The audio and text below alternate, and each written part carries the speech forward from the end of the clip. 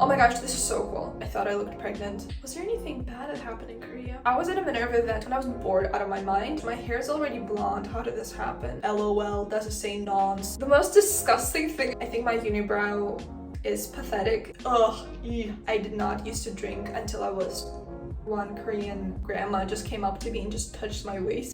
Hi everyone and welcome back to my channel. As you guys know, I recently finished my education at Minerva Schools at KGI, which actually soon is going to be called Minerva University. Some people suggested that I make a review of my 4 years at Minerva, and I thought it was a really cool idea, so that's exactly what I'm gonna do today. I thought about how I could do it, and I realized that the perfect way would be to look through my camera roll and to share some stories with you guys that will be real, that will be good, and some will be really ugly and bad, just because I feel like my channel is mostly really positive. It's just a reflection of what kind of outlook I have on life, but obviously there are a lot of things that suck. And I feel like I kind of mentioned it in the video I made a couple weeks ago, my graduation vlog, when I said that I was bitching about Minerva for like the past year, which is really true. So when people message me things like, I just got admitted to Minerva, I'm so excited, thank you for your videos, I always feel this feeling of responsibility, because if I portrayed only in a positive light and then somebody gets to Minerva and it's not what they expected, then I would just feel really bad. So luckily for you, for me and my friends, I document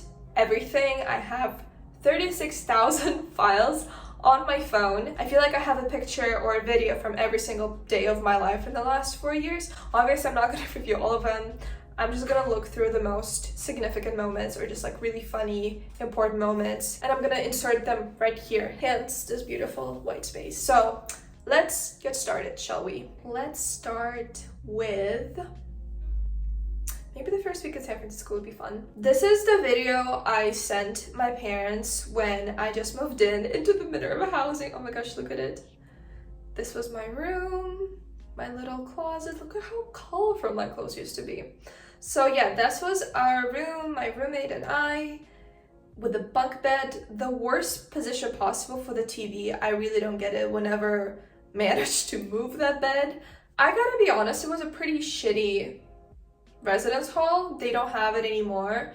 The one cool thing about it though was the microwaves. Like every room had a microwave, and oh my god guys, I learned to cook so many things in the microwave. Pasta, eggs, rice, like anything.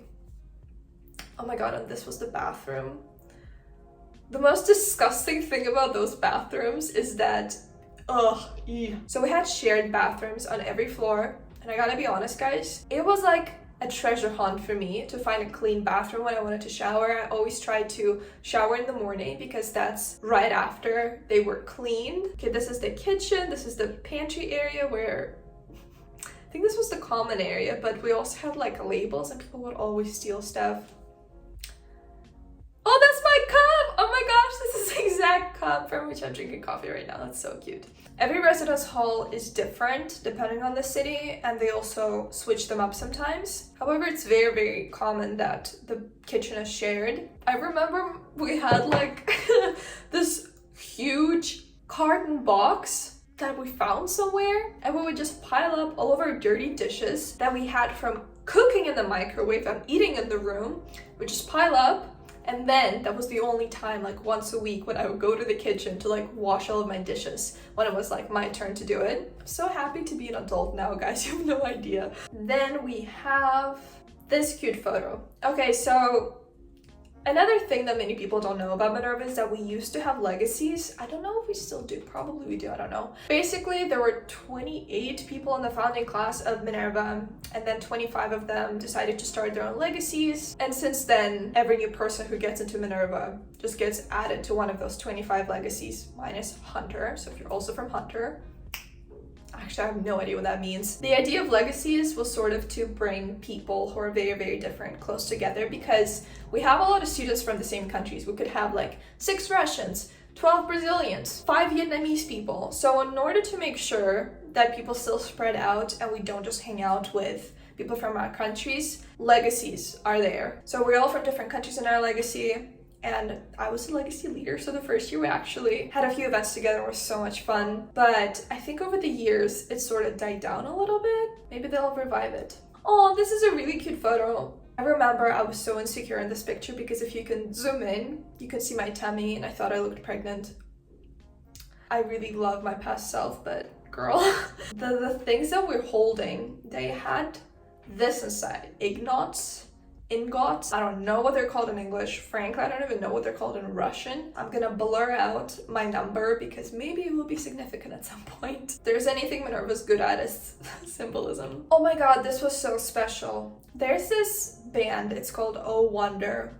I love them. If you've never listened to them, just go to Spotify or Apple Music right now and type in Oh Wonder Shark. Just listen to it, fall in love with it, thank me later. But this was a very special night. I was in Oakland. Oakland is one of the towns that surround San Francisco, and together they all make one big Bay Area. If you zoom in, it says Oh Wonder. It was really special because I wasn't planning on going, and then somebody just randomly found these tickets. I think they were like $20 or $30. I think we booked them the day before, and it was a bunch of my classmates and I who went, and we just had the time of our lives. It was so cool. It was definitely very special because the first semester, I used to think it was the most stressful semester of my whole academic career, but I'm wrong because my last senior semester was the most stressful one. But at that moment, this was super difficult. Adjusting to a new city, adjusting to a different academic system, grading,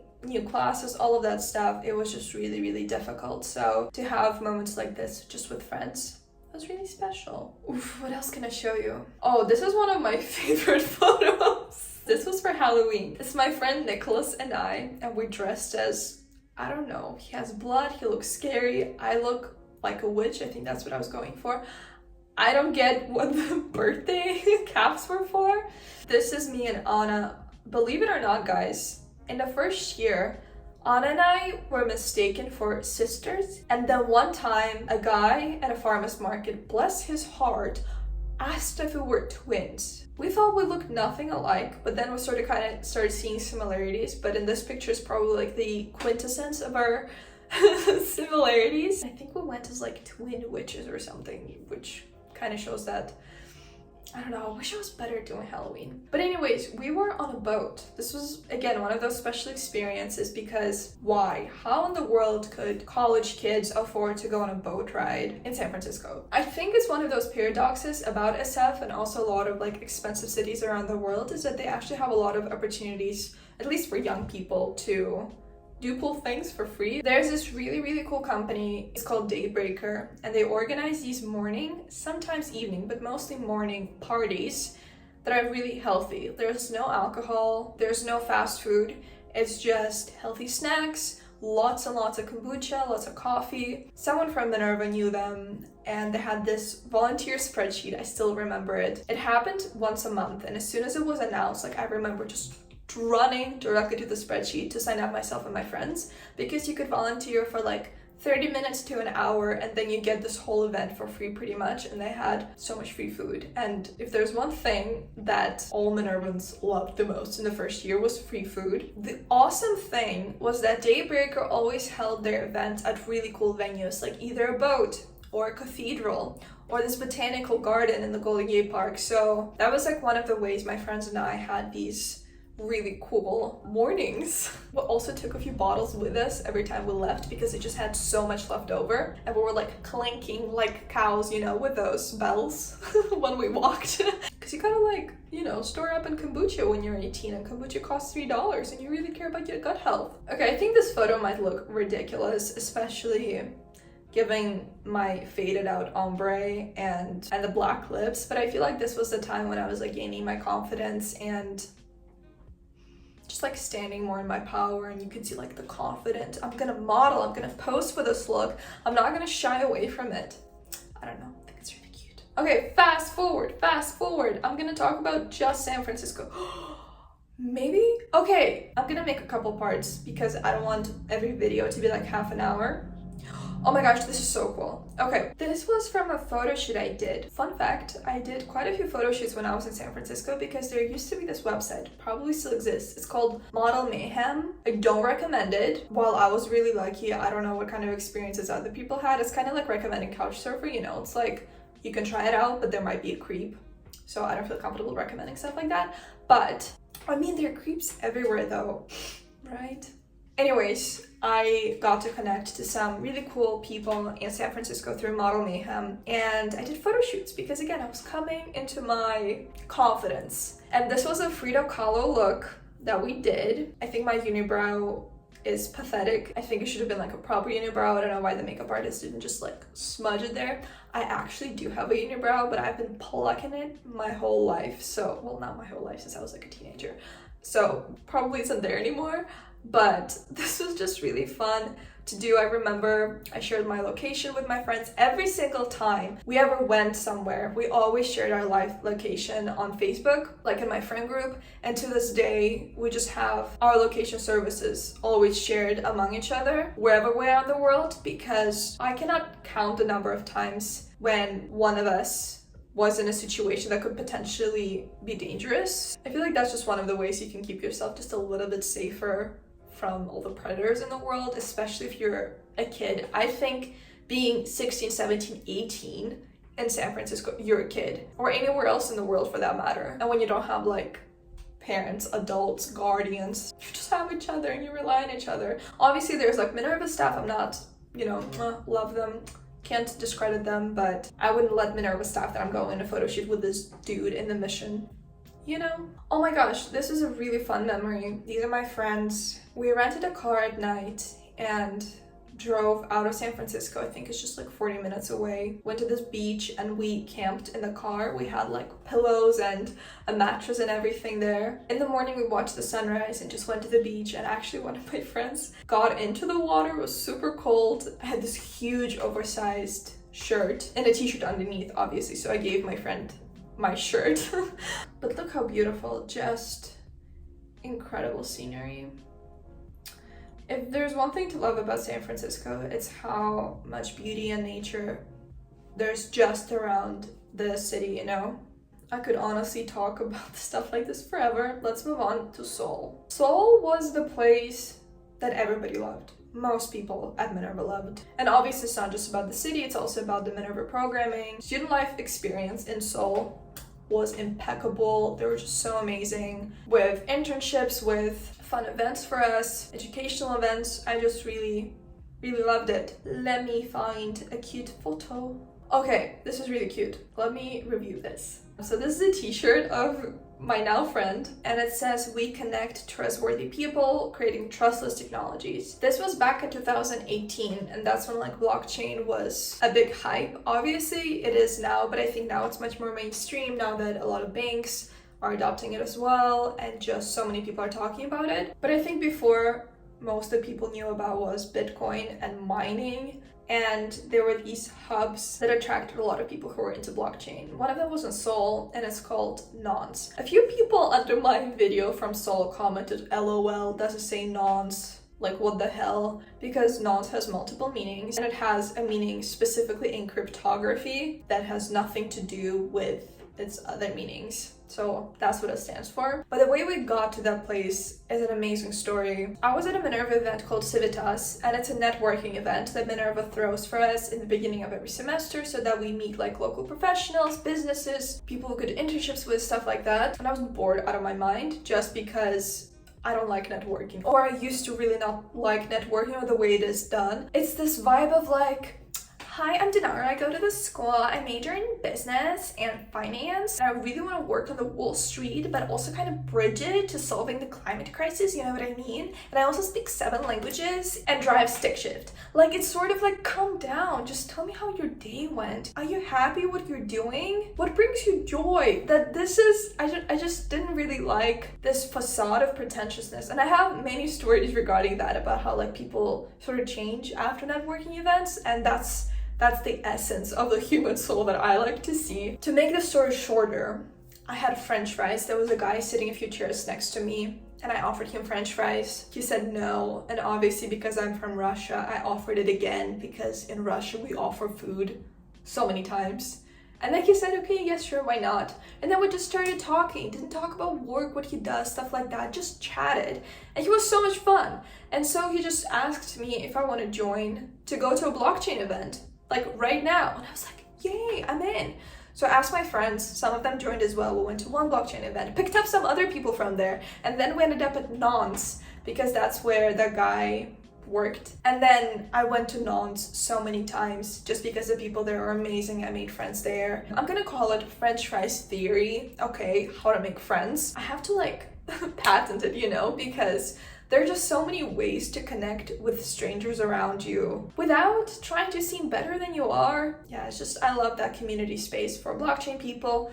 I'm not into blockchain that much, but it was really cool to learn about it and just be around cool people. Oh, okay, wait, I'm gonna show you this just because I look so good in this. Shameless. This was an Itaewon. Itaewon is a more international area of Seoul and it's a clubbing area. I know that the new Minerva students didn't really get to experience that because of COVID, but we had a lot of fun. I remember we went out quite a few times there. After San Francisco, where you have to be over 21 or you have to have a fake ID in order to like go out. It's kind of cool because Itaewon was literally like 20 minutes away from our residence hall. Something nice that Minerva did for us, right? Oh, look at me, I was so cute. Thrifted pants, thrifted top, thrifted belt.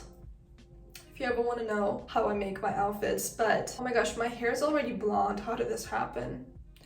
I violated my hair so many times while I was at Minerva. Fun fact, I did not used to drink until I was almost 21, and I never drank any alcohol. When we would go to clubs with my friends, I always ordered cranberry juice. That was my go-to. Still had tremendous fun, still danced my life away. So you obviously don't need alcohol. You also don't need to dress up like this in order to have fun, as long as you have your friends with you. Or alone. You can also have a lot of fun alone if you just want to go dancing. So don't listen to me. This is a really cute video of me in Nebraska. We were making kimchi. It was like a kimchi making session at Minerva and we fermented it. Okay, let me scroll.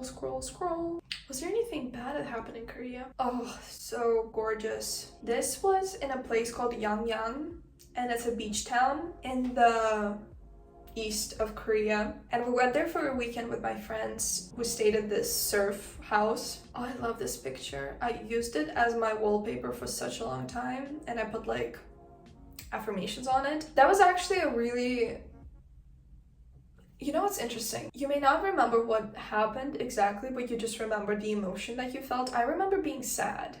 I remember being sad about something or down about something, and we just decided to take that trip to sort of get away, escapism through travel. Hello! But we just ended up meeting really nice people when we were there. Most people only spoke Korean, but quite a trusted translator, John. I'm gonna show you. Here, this is the video. Just so cute. It was Korean barbecue, people are eating, their kids, just delicious food. One of the things that I don't appreciate is how strictly vegan I used to be. I was all or nothing type of person, like this toxic. I personally think, you may disagree, we don't have to agree on things in life, it's totally fine. I think that was toxic for me because I want to go back to Korea to try non-vegan foods. I want to try Korean barbecue. I want to try desserts, all the special dishes, pretty much 99% of food that I never got to try. I mostly just ate bibimbap and any vegetables I found. Yeah, just looking at this all homemade food that these people made for our dinner. I want it now, and I'll be back. Fast forward. Oh my gosh, okay, this is one of my favorite videos I've made. I posted it on Instagram, and again, this was just a time when I was really sad, and the next day, Anna took me on this video filming day. She recorded me throughout the evening and we went to this library and I put some beautiful music over it. Just made me really happy. It's like one of the ways to channel your worry or sadness into art. Still one of my favorite videos. Anyways, moving on. This is the only time in my life when I consistently worked out for a few months. And the only reason, if you zoom in, you can see there are just Korean women who were working out there.